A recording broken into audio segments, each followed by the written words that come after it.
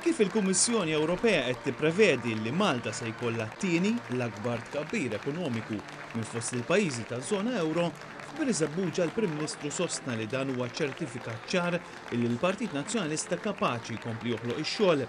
Waqt din il-laqgħa taħt it-tinda, Lorenz Gonzi indirizza l-messaġġ tiegħu lejn dawk iż-żgħażagħ illi se jivvutaw għall-ewwel darba fid-9 ta' Marzu li ġej. U saħaq li għal dawn iż-żgħażagħ l-aktar importanti tibqa' l-garanzija ta' jobs għas-snin li ġejjin. Intom fost dawk illi jew qed tistudjaw bħalissa u qegħdin mixin biex tlestu l-istudji tagħkom. U meta tlestu l-istudji tagħkom, mhux importanti min ikun fil-gvern, importanti issib xi xogħol. Jekk ikun hemm partit li jtik ix-xogħol, allura kollox wartu żgħar. Imma jekk ikun hemm partit fil-gvern li mhux kapaċi joħloq ix-xogħol, allura għandkom inkwiet kbir. F'Biżebbuġa Lorenz Gonzi fakkar kif Gvern Nazzjonalista kompla naqqas it-taxxi u fil-5 snin li ġejjin il-Partit Nazzjonalista mhux biss se jnaqqas l-income tax iżda se joħloq 25,000 post ta' xogħol u jkompli jiddefendi il-jobs preżenti kif għamel fl-aħħar snin.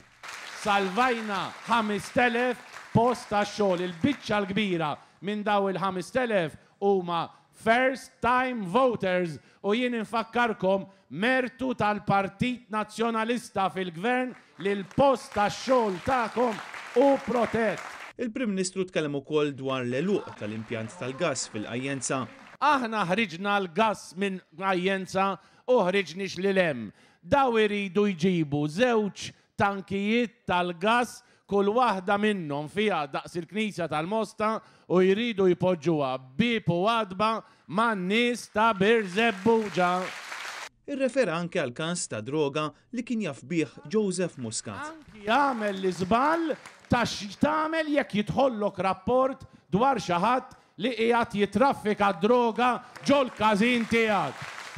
Ara, tistgħu taħfrulu kollox, imma di ma tistax tinħafer, di ma tistax tinħafer.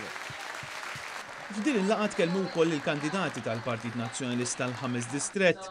Jason Azzopardi u Manuel Delija tkellmu dwar l-impenn tal-Partit Nazzjonalista favur il-ħolqien tax-xogħol u n-negozji iż-żgħar. Tony Bezzina tkellem dwar il-proġetti kbar li saru fin-naħat isfel ta' Malta.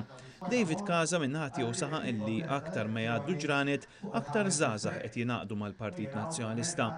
Min-naħa tiegħu Noel Gallia rrefera għall-għajnuna lill-ġenituri permezz ta' Child Care Centers filwaqt li Mario Rizzonaw diffoka fuq iċ-ċertifikati mill-aqwa illi qed jirċievi pajjiżna mill-Unjoni Ewropea.